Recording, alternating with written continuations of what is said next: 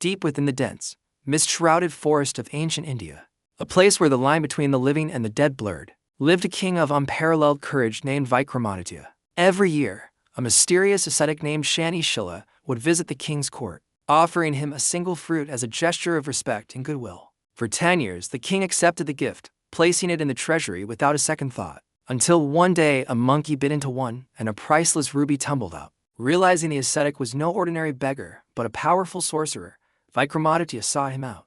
Feeling a debt of honor that demanded repayment, the ascetic asked for a single favor. The king must travel to the forbidden cremation grounds in the dead of night and bring back a corpse hanging from an ancient sisu tree. This was no ordinary corpse, it was the vessel of a Vetala, a celestial spirit that existed between worlds, known for its cunning and its love for riddles. As the king reached the cremation ground, the smell of burning wood and the howling of jackals filled the air, testing the nerves of even the bravest warrior. He found the tree, its gnarled branches reaching out like skeletal fingers against the pale moonlight, and there hung the limp, pale body of the Vetala. Without hesitation, Vikramaditya climbed the tree and cut down the body, which fell to the ground with a heavy, wet thud. As he slung the cold, clammy weight over his shoulder, a haunting, raspy chuckle echoed from the very skin of the corpse against his ear. "O king," the Vetala whispered, its voice sounding like dry leaves skittering across stone.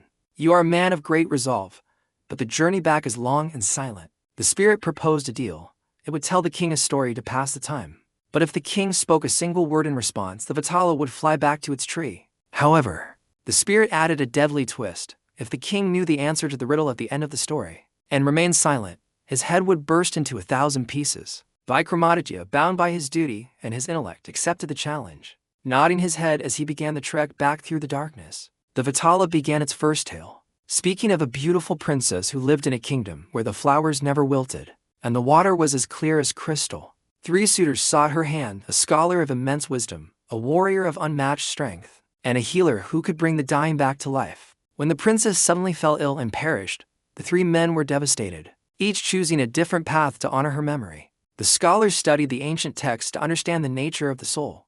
The warrior guarded her tomb day and night, and the healer traveled to find a miracle. Years later, the healer returned with a potion of life, and together with the scholar's knowledge, they brought the princess back from the realm of Yama. The Vetala paused, its cold breath tickling the king's neck as it asked the question that would seal the king's fate. For that moment, "Tell me, O king," the spirit hissed, "who among these 3 men has the true right to be her husband?" Vikramaditya felt the pressure building in his mind. The answer was clear to his royal logic, and to remain silent would be to invite his own destruction. "The warrior," the king answered firmly, for he guarded her when she was nothing but dust, acting out of pure devotion rather than just skill or intellect. As soon as the words left the king's lips, the Vetala laughed a sound of pure, mocking delight, and the corpse vanished from his shoulders, soaring back to the sisu tree. Undeterred, the king turned back, his footsteps heavy but determined. For a promise made by a king of the solar dynasty was a promise that must be kept. He climbed the tree again, retrieved the body, and once more began the walk back to the waiting ascetic. The Vetala, now amused by the king's persistence, began a second story. This one centered on the concept of sacrifice and the weight of a ruler's crown. It told of a king who offered his own flesh to save a dove from a hawk, a tale that tested the boundaries of compassion and natural law. Does the king owe more to the individual or to the balance of the world?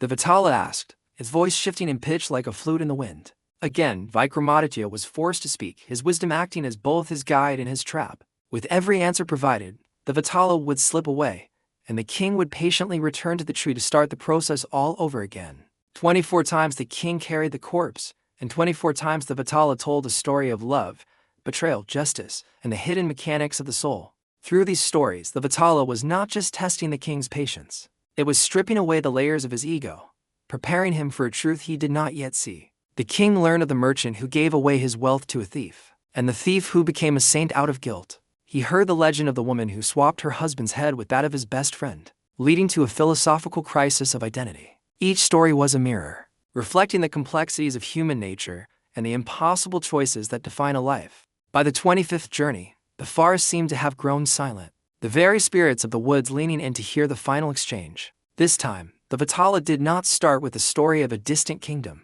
but spoke of the ascetic who waited for them at the edge of the cremation ground. "O king," the spirit said, its voice now tinged with a strange respect, "you are indeed the wisest of men, but even the wise can be blind to the snake in the grass." It revealed that Shani Shila was not seeking the corpse for a holy ritual, but intended to use the Vetala's power to sacrifice the king himself. The ascetic planned to gain dominion over the spirit world.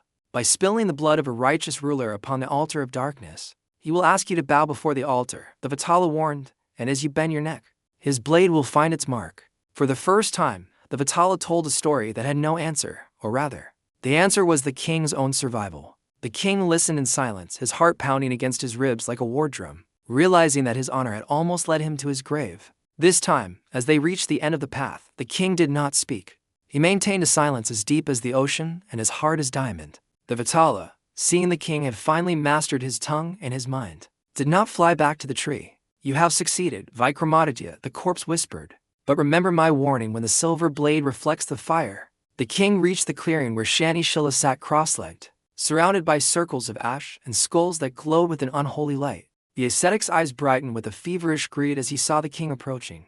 With the Vetala on his back, "Place the body there," the sorcerer commanded, pointing to a flat stone stained with the remnants of past offerings. Vikramaditya did as he was told, but his hand stayed close to the hilt of his sword, his senses sharp and alert. The ascetic began to chant in a language that sounded like the grinding of bones, the air around them growing cold enough to frost the king's breath. "Now, great king," Shani Shila said, his voice trembling with anticipation, "bow your head to the earth and seek the blessing of the dark gods." The king remembered the Vetala's words and looked at the ascetic with eyes that saw through the deception. "I am a king," Vikramaditya replied calmly. "I have never bowed to anyone but the Supreme. Show me how it is done, so that I may follow your example correctly." The sorcerer, caught in his own web of pride and urgency, knelt down to demonstrate the posture of submission. In that split second, Vikramaditya drew his sword, the blade singing as it sliced through the air, and decapitated the wicked ascetic. As the sorcerer's blood touched the ground, the dark energy of the cremation ground dissipated, and the heavy atmosphere lifted like a fog at sunrise. The Vetala emerged from the corpse, no longer a pale, frightening thing, but a radiant spirit of light and knowledge. "You have purged the world of a great evil," Vikramaditya, the spirit declared, its voice echoing through the trees. As a reward for his bravery and his newfound wisdom, the Vetala granted the king a boon: he would always have the spirit's guidance when he faced a problem too great for mortal minds. The king returned to his palace as the first rays of dawn broke over the horizon, the ruby in his pocket a reminder of the journey. The legend of Vikram and the Vetala became a cornerstone of folklore, a series of lessons on the nature of justice and the strength of character. It taught that even the most terrifying things, like a corpse in a cremation ground, can hold the keys to enlightenment. It showed that a ruler's greatest weapon is not his sword, but his ability to discern truth from falsehood. The minor spirits and regional myths of the land were woven into this grand tapestry, giving voice to the ancient wisdom of the soil. Every riddle told by the Vetala remains a challenge to the listeners of today, asking us to look deeper into our own hearts. We often find ourselves carrying the corpse of our past or our burdens, much like the king carried the spirit. The question is, will we listen to the stories they tell us, or will we be consumed by the silence? Vikramaditya's reign became a golden age, for he ruled not just with power, but with the perspective of a man who had conversed with the dead. The Vetala's stories are not just fairy tales. They are psychological blueprints for the human experience. They explore the gray areas of morality where there is no easy right or wrong. The concept of the Vetala itself represents the untamed parts of the universe, the knowledge that exists outside of books and temples. To capture a Vetala is to capture the essence of life's mysteries. The king's persistence is a model for all who seek truth, regardless of how many times they have to start over. Each time the king walked back to the tree, he was practicing the discipline required for true mastery. The forest of the Vetala is still there, in the quiet corners of our imagination, waiting for a brave soul to enter.